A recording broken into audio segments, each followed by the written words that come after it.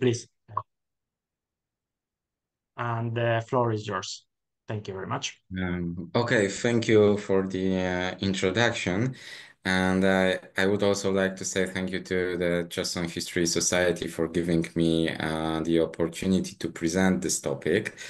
And I will share the screen of my presentation. I hope you will see all it. Can you see it? I think yes. Okay, so let me start. As it was said in the introductory part, my today's topic focus on folklore and protection policy, and I focus on the South Korean governmental protection and the use of shamanism, especially in the years 1962 and 1988. Oh, one more. I received some technical problems, sorry. Because I couldn't share. Oh, I think this one is okay. Um, Oh, and you can see all. And okay, to start my presentation, I would like just to inform why and explain why I choose this period, 1962 and 1988.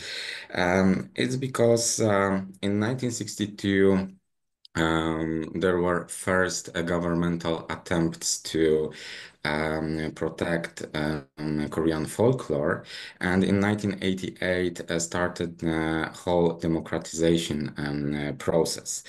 And in my presentation, I will also talk about tangible and intangible cultural items, and to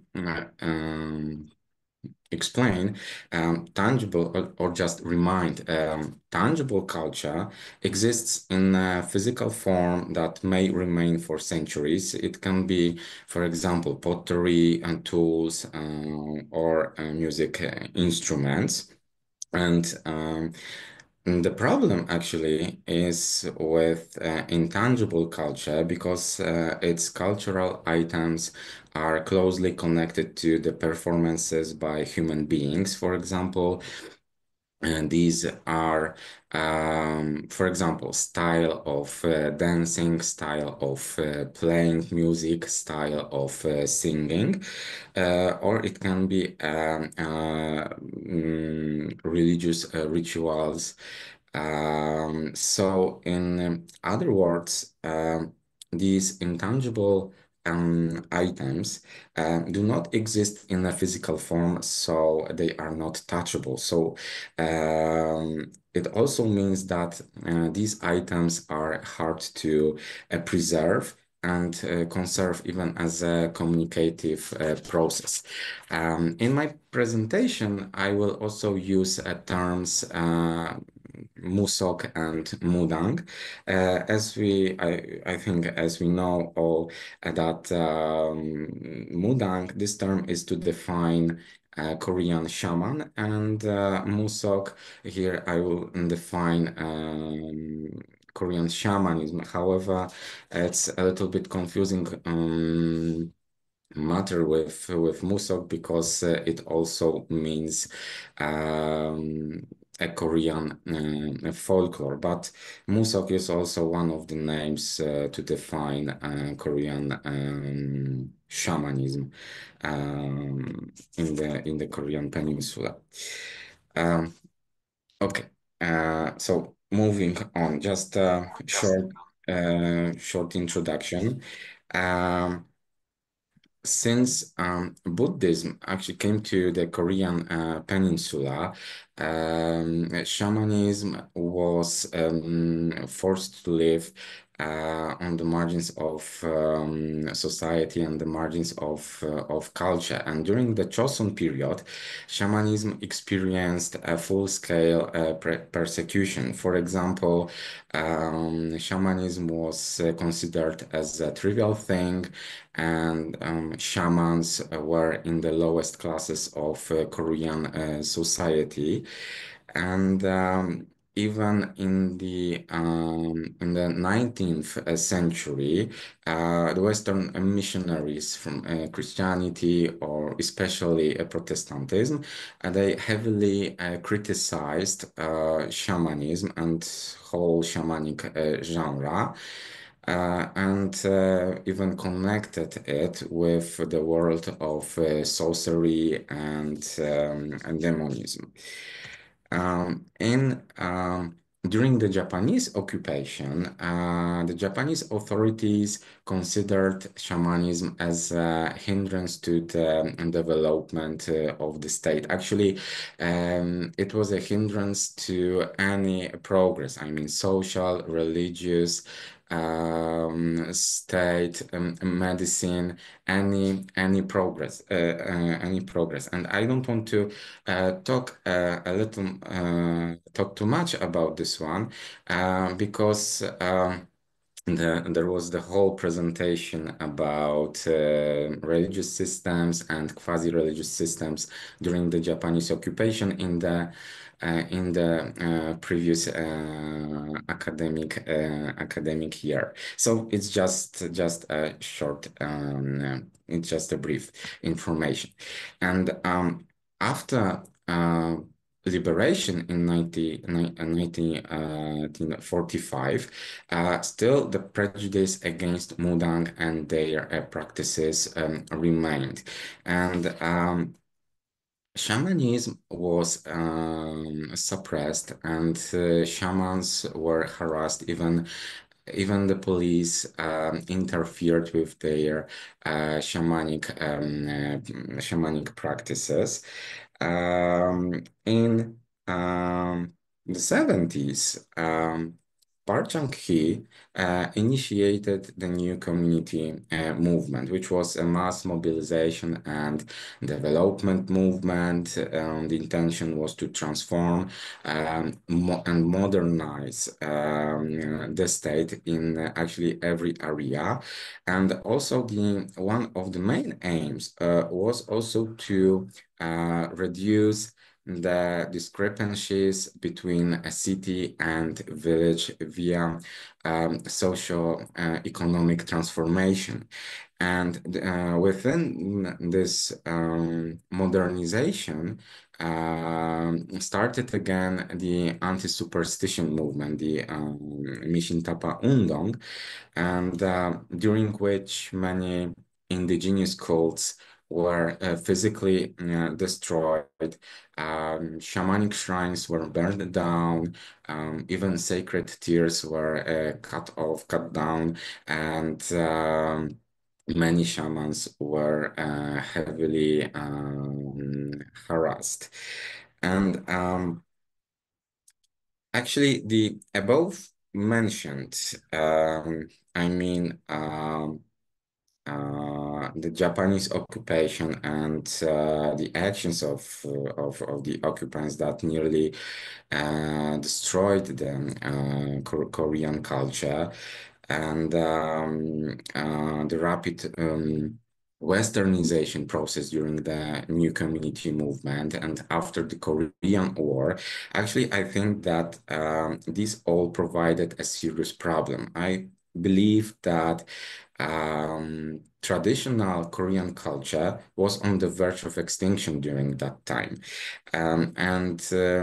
Actually, South Korean authorities were made to take legal actions to protect Korean old tradition and values, which still are covered in a uniform of Korean folklore.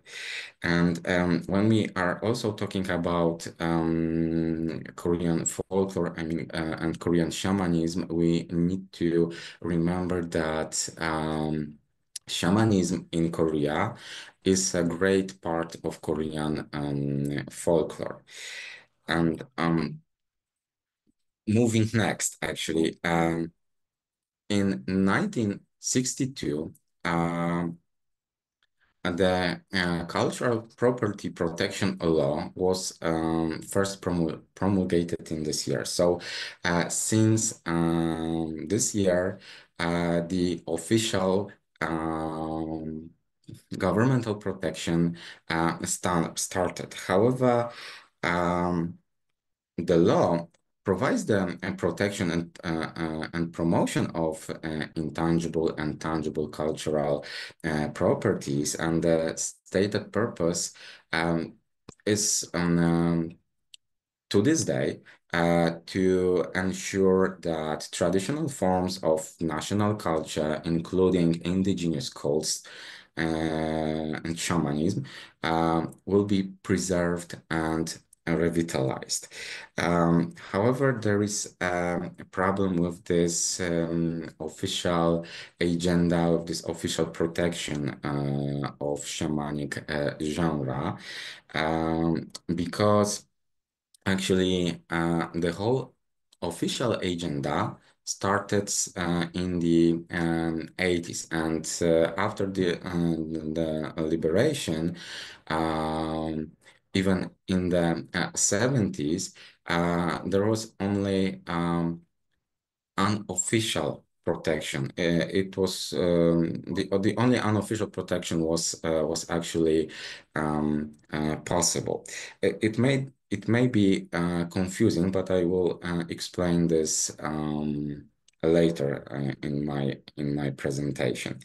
Nevertheless, since 1962, several Kut ceremonies are officially designated as intangible cultural properties, and Mudang who conduct them receive financial support from the government, and they are called as the living national treasures, or just keepers of these ceremonies.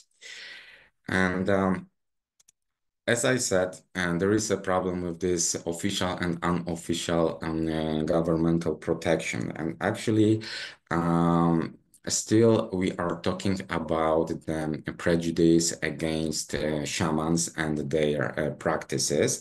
So if academic circles and cultural leaders wanted to protect shamanic genre, they had to trick the authorities. And one of the idea was to use associations, non-governmental associations. One of them you have on the screen, and its name is the Korean Association for Victory Over Communism and Respect for Belief. And there is no mistake in this name. There is a word communism and phrase respect for beliefs, because actions of the organization were a combination of anti-communist agenda and respect for religious beliefs. Any actually beliefs. It may be shamanic, it may be Christian, Protestantism, and so on and so on. Okay, okay. I will try to do it again. I don't know why it stopped. Can you see this one? Mm. Um, can you see the presentation or not? Okay. I will try to do it again. Now, can you see the presentation? I think yes. Okay. Okay. Okay. So, okay. I was talking about this association, and when you look at this word communism, and think about unofficial protection, it's just it just means that shamanism was used not just in the 60s but also in the 50s as a tool to fight against communism and communist. As speaking about this association, um, I would like to add that it was officially established in 1971. However, unofficially, it was established in the 60s or in the 50s. And and this organization exists even now, but the name has changed. However, the associations like the one in the example, in the 60s and 70s provided and established means of control over shamanic genre and indigenous cult.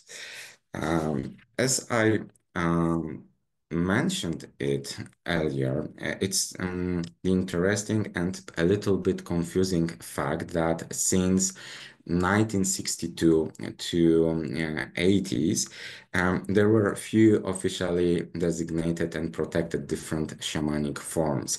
And actually, the whole official agenda started since the 80s. As I said, it is a confusing matter, especially having in mind the process of rediscovering and reshaping Korean culture after Japanese occupation and the Korean War or the rapid Westernization process.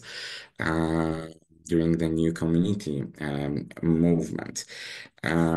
There are, I think, many explanations to this problem, but I think that there is one which is the most important.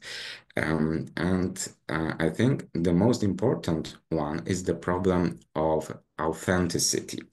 And actually, the historical authenticity. It still has a great impact on the process of designating the protection policy.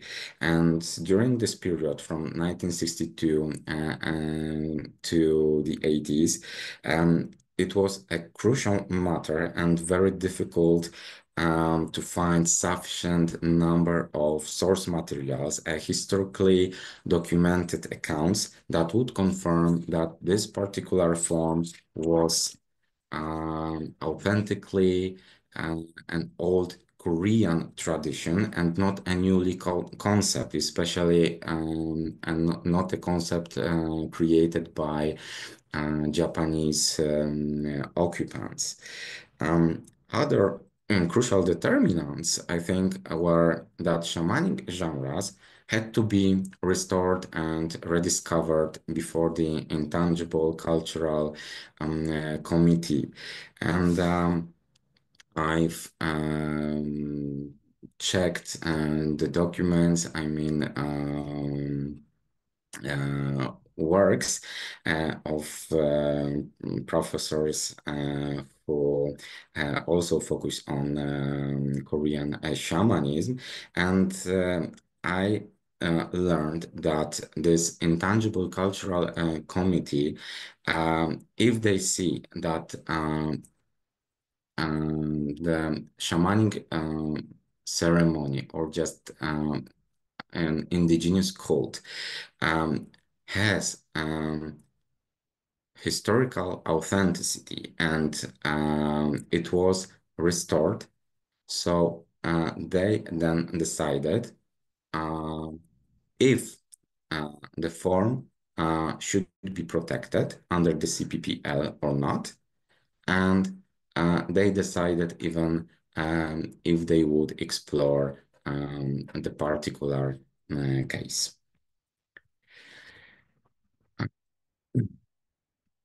Maybe moving forward to the next area, I mean the use of shamanism, national identity, and nationalism.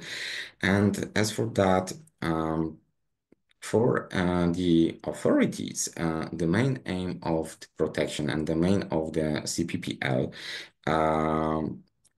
the main aim of the protection of Korean traditions was to use especially intangible cultural items to promote a positive image of the state and the authorities. The CPPL and established by it the intangible cultural asset system were not only meant to protect or cultivate indigenous forms of Korean culture, they also helped to promote and use traditional culture for political purposes. It means that the performances, I mean, shamanic or just indigenous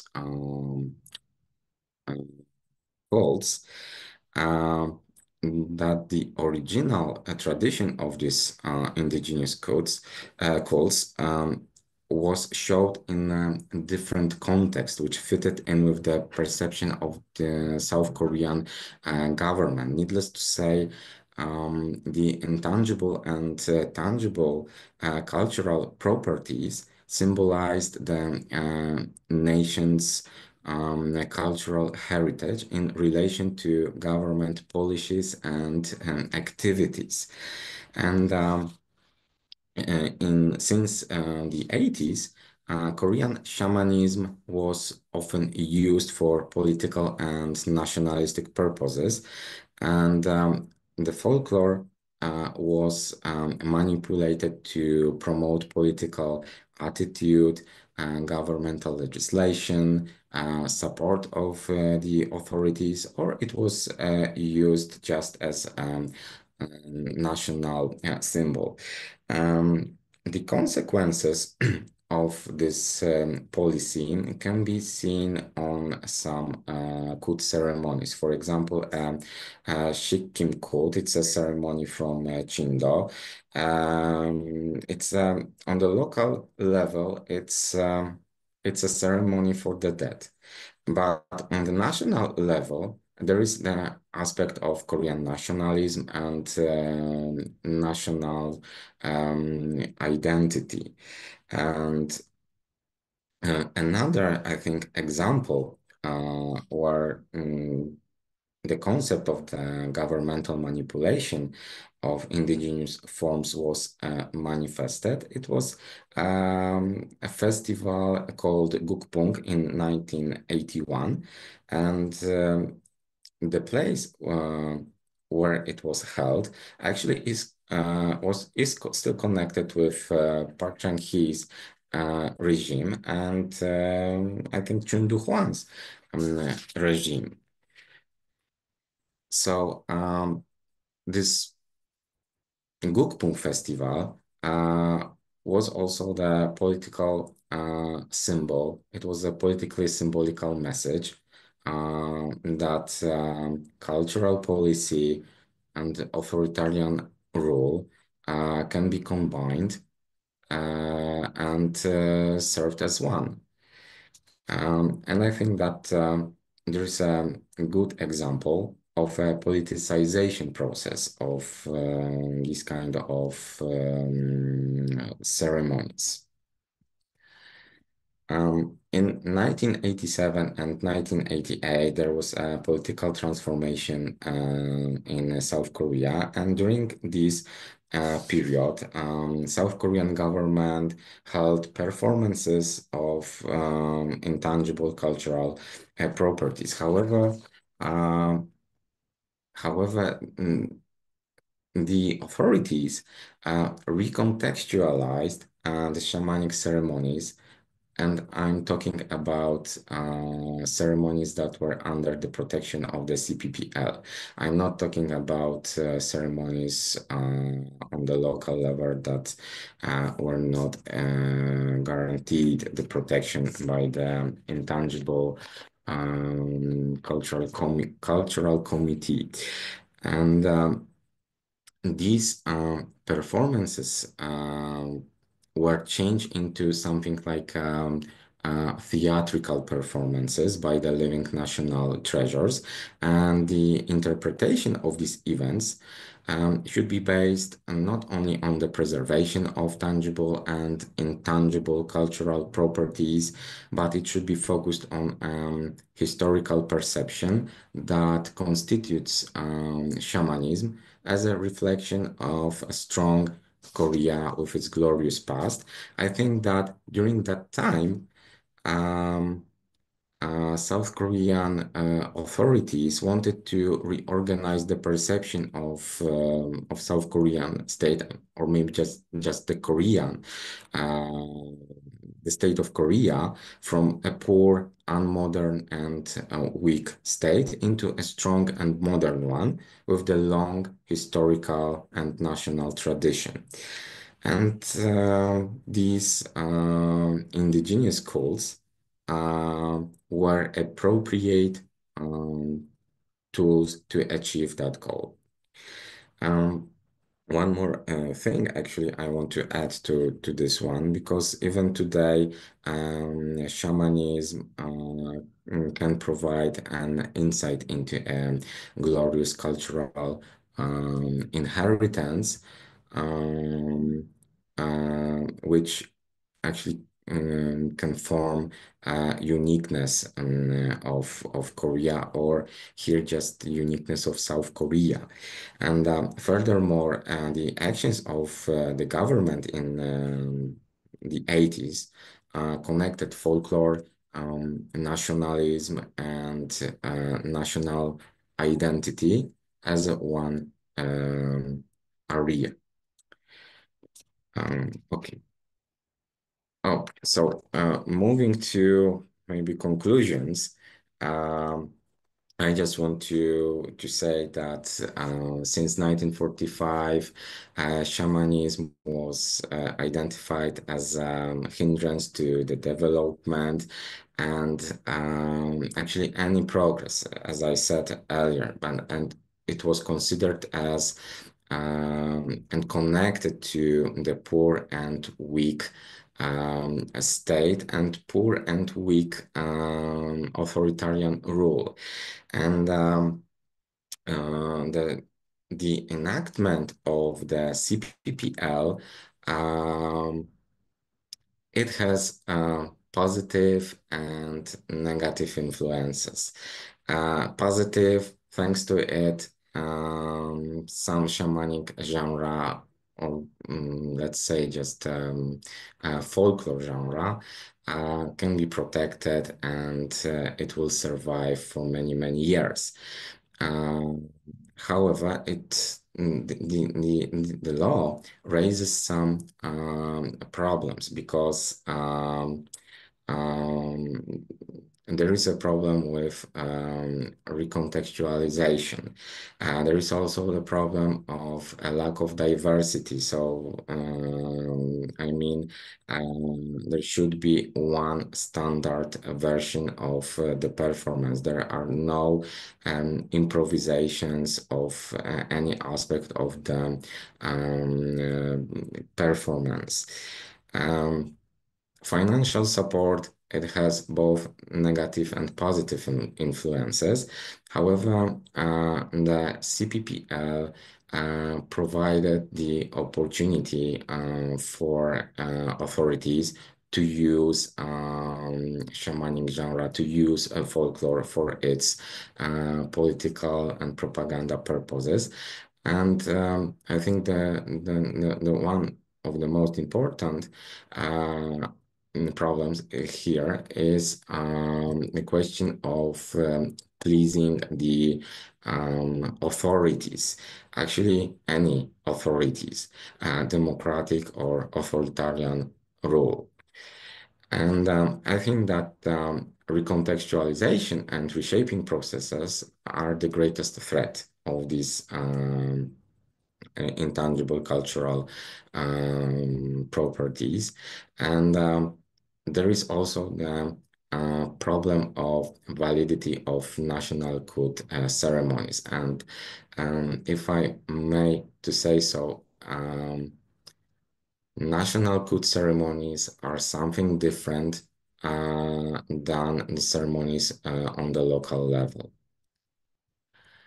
And um, okay, moving next. Um,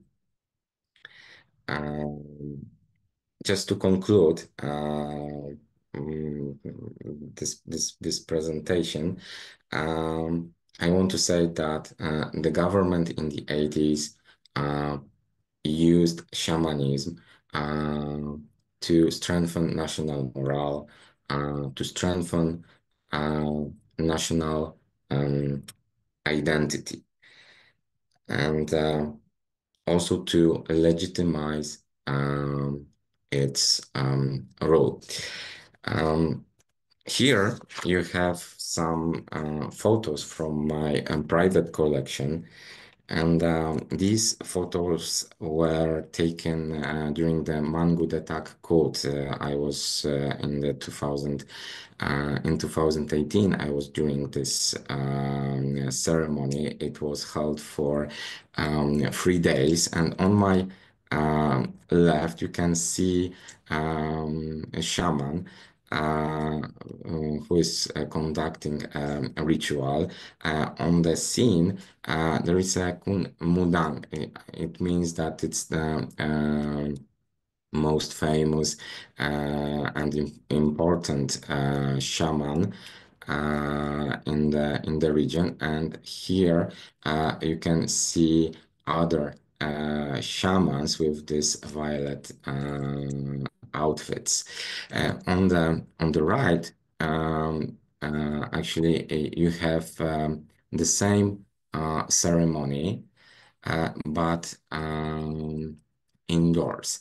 And you can see that this Mango Attack code and actually many other code ceremonies are full of bright colors. You have the altar with food. You can find there fruits, vegetables, rice cakes, and what is more, you can see that there are paintings, and the wall, as you can see in the another picture, you can see that here actually two walls, but believe me, the four walls were fully covered with paintings, and these paintings are not just paintings of shamanic gods, but these are also paintings of uh,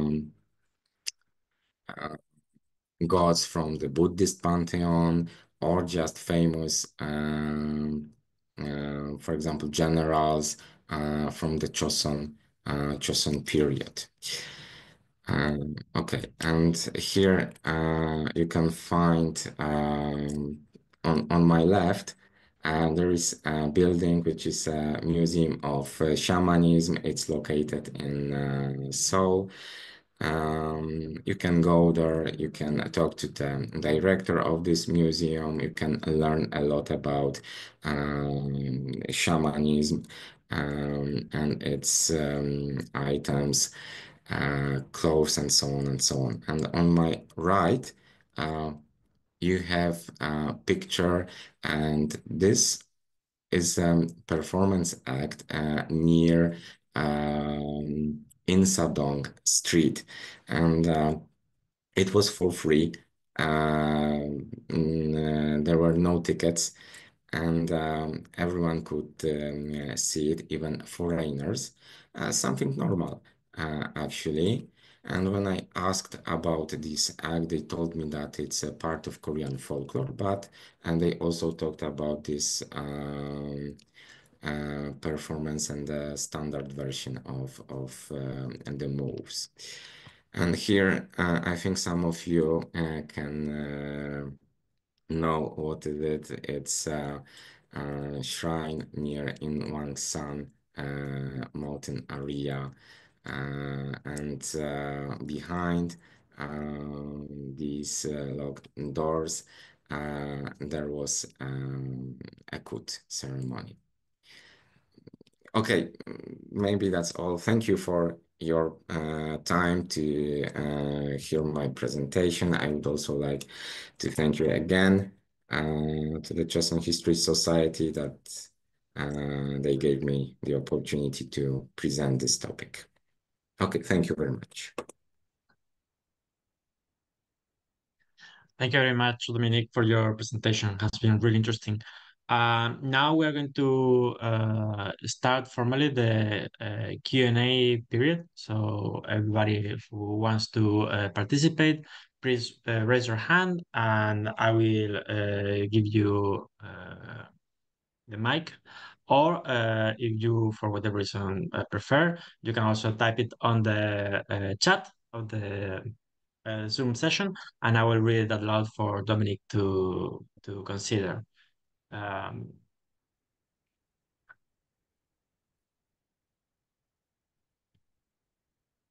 well, we have Sean, please.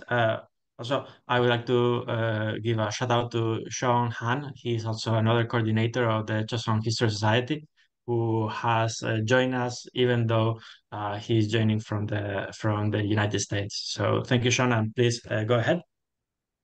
Well, thank you again, Dominic, for this fascinating talk. And I'm really glad to learn so many things about shamanism, especially in the contemporary era in South Korea.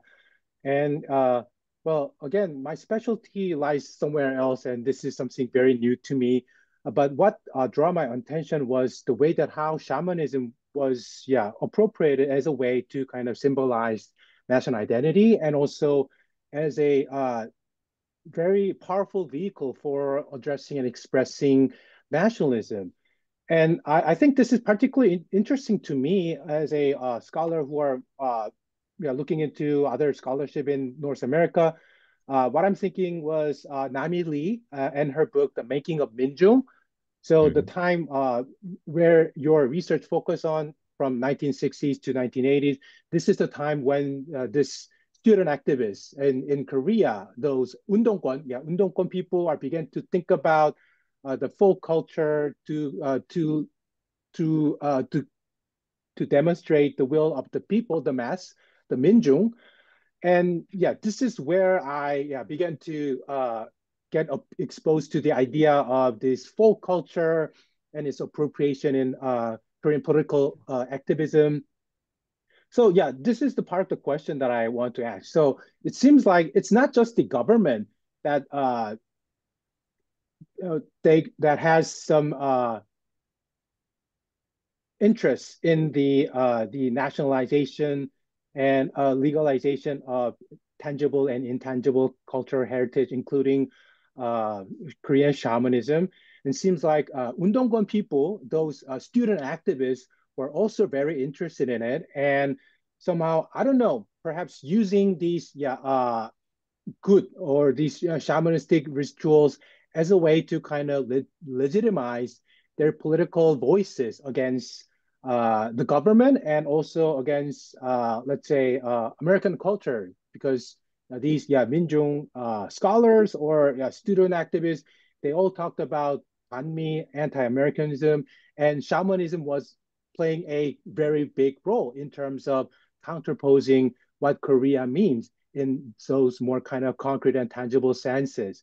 So yeah, beyond what government is doing here, was there any kind of occasions that you saw other kind of stakeholders in the making of Korean shamanism in this particular time? So thinking about those student activists or even the shamans themselves, how they kind of perceive this kind of procedure or this particular time period.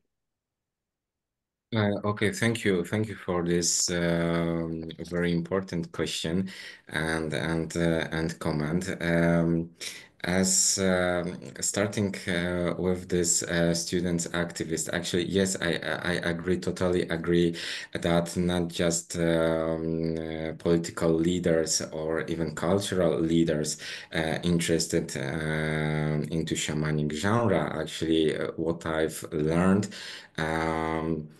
Students during this political transformation in the 80s, they used shamanic genre, cult ceremonies, and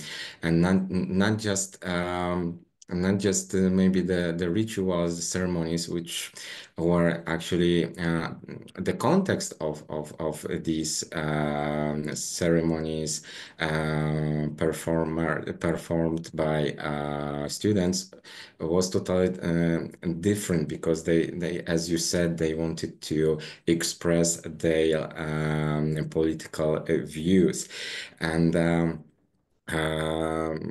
they also used, as it was something normal, they used some tangible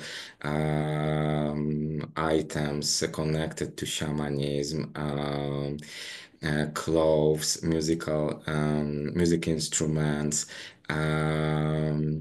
just to show to express their attitude against government and the need to change. Actually, I think that this part actually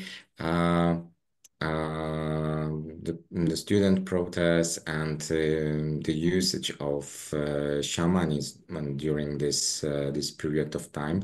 Actually, I think that there is a need to do a research, full research about this period of time, and considering this shamanism relation to this political turmoil and students' political expressions. Um, um, yeah, and moving to the next part of your question, you asked me about if I remember that there were any other examples. When I was doing my research, I found that politicians who wanted to be elected during the next governmental elections, they some of these politicians they used shamanic genre. For example, they had a speech. They talked about their policy, and in the background, uh, there was there was a group of people uh, who was using, for example, pung mules, I mean shamanic drums, or they just used. Uh, and they just used flags with red colors, and they were instructed to move these flags in a certain direction, and it looked like a shaman moving during a dance, during a ritual. Um, yeah, I hope that I explained this one to you. Thank you very much. Thank you. Okay. Now we have two questions from the chat. The first one is from J. Lee Culling, who asked, can you speak on the background of the state shamanist ring and whether there is any inclination to reinstate it today? Actually, I've read these two questions, and one from Professor Mason Thank you, Professor, that you are here. But actually, I have no knowledge about these two things areas because I think that still these two aspects should be um, checked and more research should be done on this one. And actually, in Poland, we don't know a lot about Korean shamanism. And when I started my research in 2018, I had some knowledge from Polish books. Um, and when I came to South Korea, to Seoul, to check, to do my research, I've learned a lot of things. And I've also learned that many things, even from this period from 1962 to 1988, it's not fully researched. Even on the period since the liberation to the 60s and even during the 60s. For example, this anti-communist agenda and shamanism.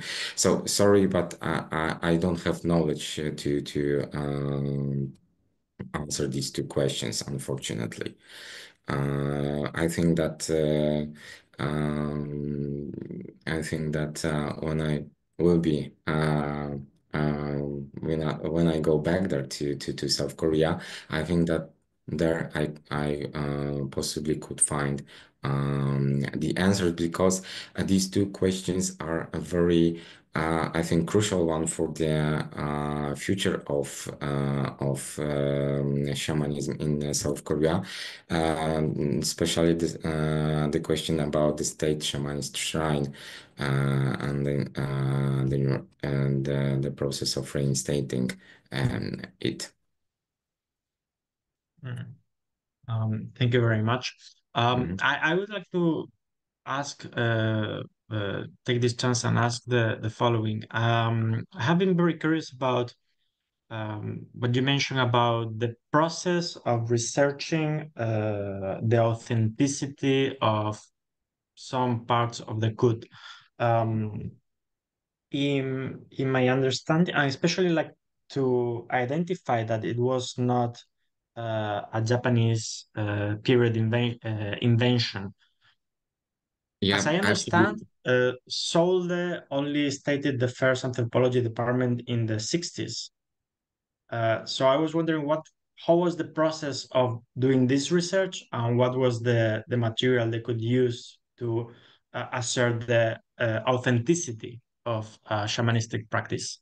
yeah. Thank you for this question. It's very interesting and very important one. And actually, the answer is not just it's not that simple actually, because when we are talking about a historical validation, about historical authenticity, it's sometimes hard to find any kind of documents. And what I've learned, it was such that they were not the committee, but the people who wanted to protect this genre and um, and informed the committee that for example, one good ceremony should be revived and protected. And these people, for example, from the academic circles or just even shamans who conducted these ceremonies, were obliged to find these kind of source materials. And I was informed that they were checking.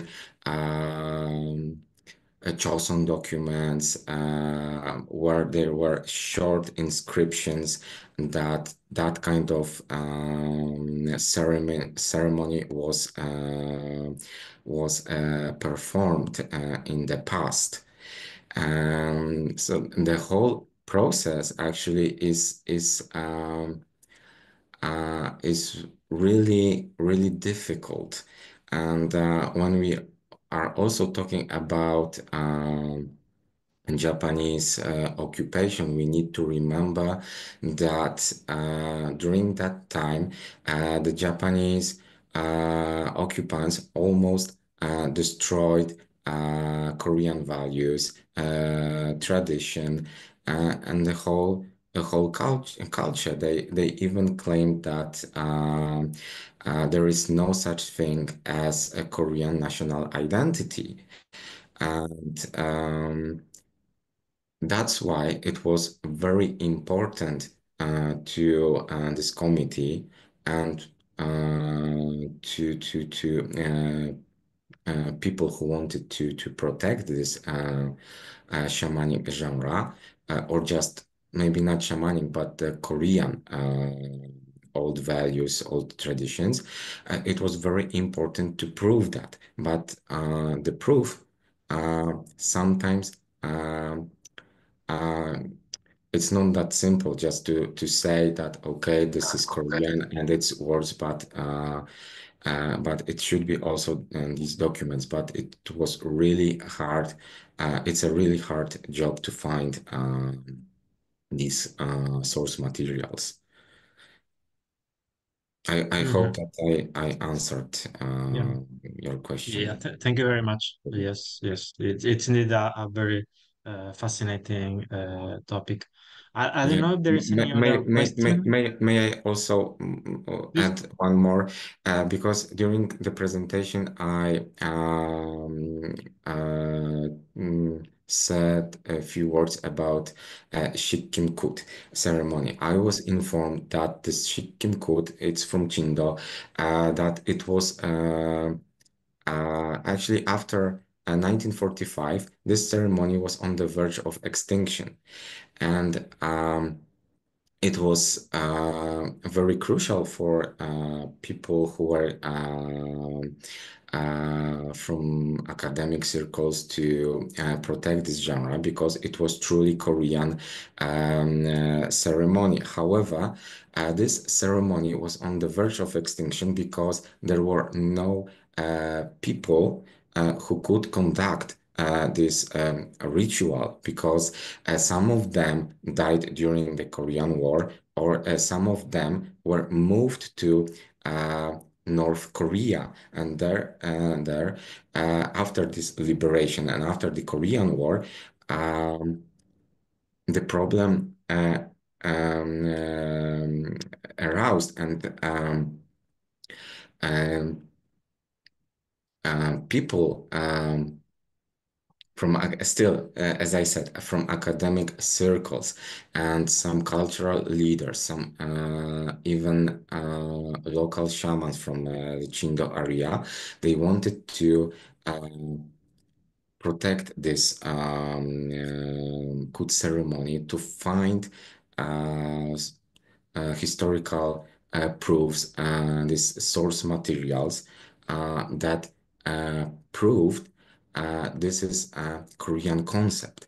And when they did this one, um, the context actually of this Shikkim code ceremony was changed because on the local level it was just the ceremony for the dead, as I was informed. But when it was revived and it received the recognition of intangible cultural asset system, uh, the meaning of this ceremony changed into the national level. So it wasn't just considered as a local ceremony from this Chindo area, but it was a ceremony for all the nation. Oh, yeah, maybe I will stop talking about this one. it's really a really important and really interesting topic, because what you are saying then it's how a grassroots movement of cultural protection or heritage Mhm, protection becomes somehow hijacked through the protection system into mhm, its nationalization, losing in a sense the local meaning to mhm, mhm, become just, or just like quote unquote, a national ritual, which is mhm, like really, really a very interesting perspective. mhm. Actually, and when we even look at this Mangudeta code, I mean, you could see some of them and the pictures. I was informed that this Mangudeta code was was held and was created, as I may say so, in the northern parts of the Korean peninsula. And after the Korean War, these parts now are parts of North Korea, but it was upper parts we have soul and the upper parts and above the soul, and all people who could conduct and who could prove that this Mangu Detakut uh, is a Korean tradition. Um, they actually were captive in this in North Korea. So some of them moved illegally to South Korea, and thanks to that, uh, the protection of this good ceremony was possible. So sometimes the validation of this traditional concept um, is impossible to prove because some of the ceremonies, some of the acts are from the northern parts of the Korean peninsula, and there is no way uh, to prove it somehow. I see, I see. It's really, really interesting. Mhm. Um, I don't know if any of the other attendants may like to do a question. Um, Well, we still have some a few minutes. In the meantime, I would like to thank once again our speaker, Dominik Wróblewski. Thank you very much for this really interesting presentation. I would like to also thank everybody to take time of their busy schedules to join this Choson History Society event. I know the schedule for people outside Europe may not be the best, but please, Sean. Yeah, because we have still more time, I just want to ask a very, very silly question. I don't know. Uh, so in terms of kind of piggybacking on my previous question about politicizing and political uses of shamanism in Korean context, uh, what do you think about the recent movie Pamyo, the Ex-Huma?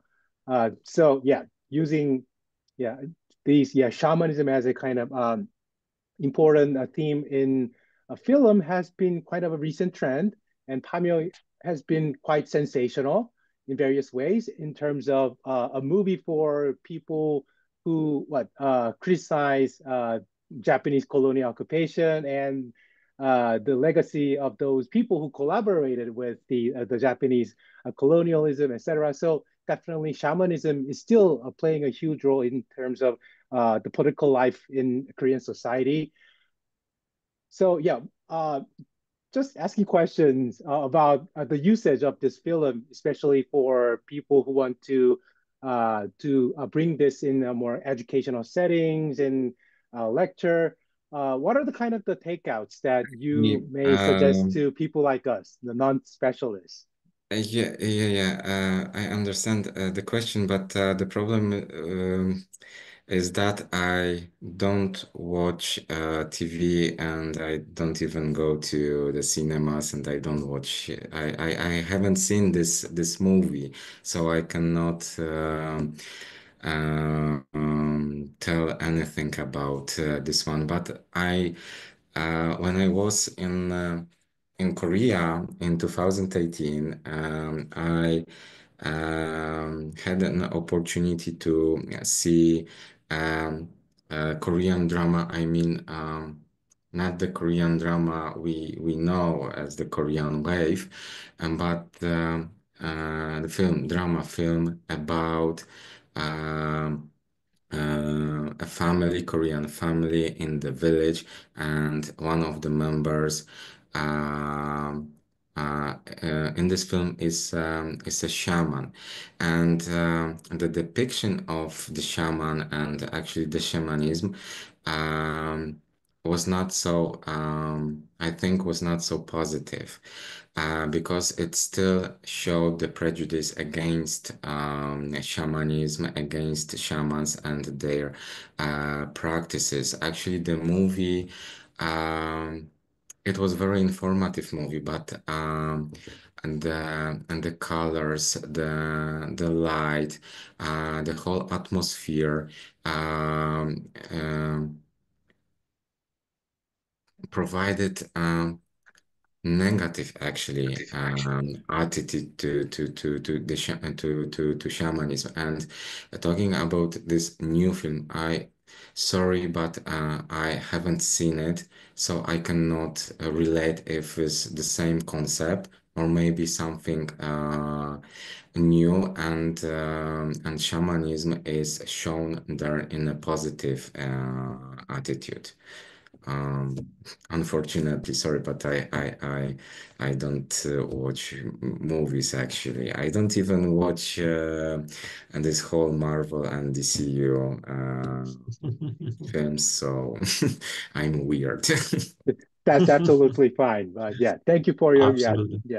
answer.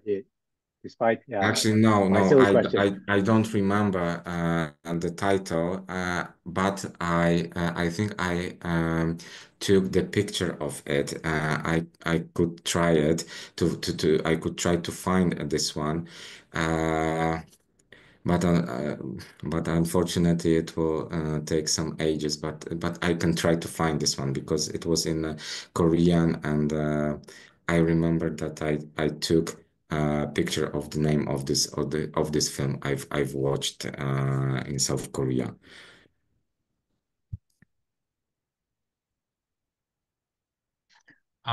Just to make the best of this event, have you checked through the Munhwa the process of this selection of immaterial cultural assets? Um, Actually, Actually, not really. I had people who helped me to do that. I checked some documents, some findings, and I talked to people. So it was based mm, only on that. But as I said, many things related to this period when we are talking about the relation between a government and maybe not just shamanic genre, but the whole folklore in Korea should be researched again and should be actually divided into some levels because in the 60s we were talking about using shamanism uh, as a tool to fight communism. And what I found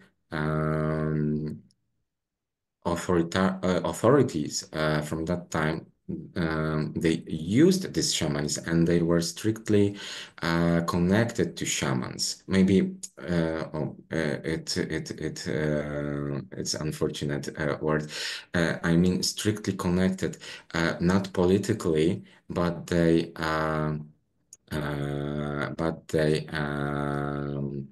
wanted to know if shamans had some occasions to find some communists, to find some illegal, let's say, immigrants from the North Korea. And when we are talking about the 70s, the attitude of the government changed towards the shamans. So the whole period uh, should be uh, should be divided and uh, and checked, researched more closely uh, Mm. to just develop maybe some new areas of expertise or to develop some new knowledge. Hmm.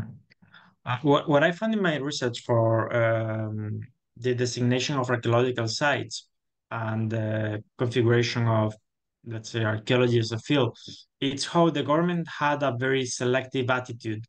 towards heritage, meaning that anything related with Sheila, for example, was extremely important and relevant. Anything related with Pekche fall in a very secondary category. Anything related to, for example, Paleolithical period was completely out of the interest for the government.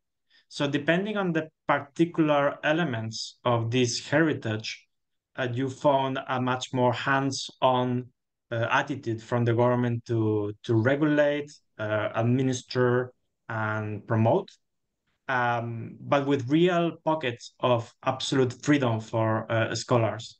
Like, for example, there was no interest whatsoever from the government on Paleolithical sites. They were proud of finding Paleolithical sites in Korea and they would protect them. But after that, pretty much everybody could wrote whatever they wanted without any interest.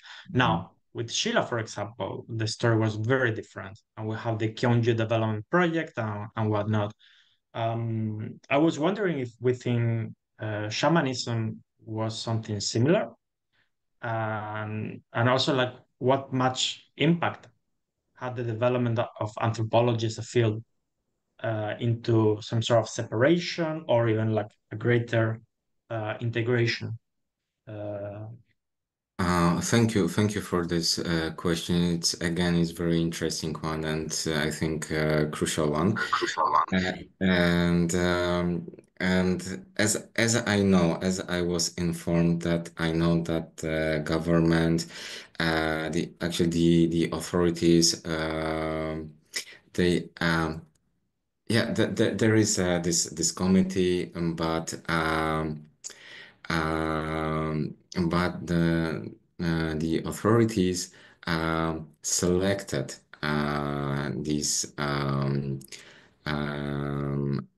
intangible cultural items, and they first of all chose the ones that they could use in the national identity, I mean, nation's identity context, and the context of showing that authoritarian rule is a positive idea, positive rule than, for example, democratic rule, and uh, um, yeah, definitely this one, but uh, if you are talking about even the committee,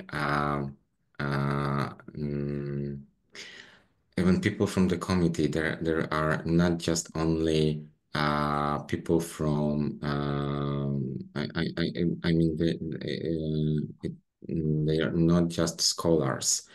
They are also uh, people connected to uh, political parties. So they are members of this committee. And uh, the impact of the actions of the scholars was that, in my opinion, um, politicians saw, excuse me, they saw that um, Korean folklore, Korean culture uh, can be could be used uh, for the political purposes. And um after the liberation, actually, um, politicians were not into shamanism because shamanism was considered as something that belongs to the past and is connected um, to weak, poor state and weak, poor uh, uh, authorities. So scholars and some cultural leaders and even uh, some shamans or people who conducted these rituals, they changed the attitude of the authorities, maybe not all politicians, but some of them. And that's why some of the politicians even tried to find some, as I was informed, trying to find some ceremonies that could provide the opportunity to be used uh, as a national symbol. I Mhm. hope that I answered your question because Yeah. it's very, and actually it's not the simplest question. Actually, um, it's very interesting and easy actually question, but the answer is very hard to there to explain actually. Mhm. I can agree with you. It's a rather complex issue. Very Um, very I don't complex. I don't know if there is any other last question we may address before wrapping up.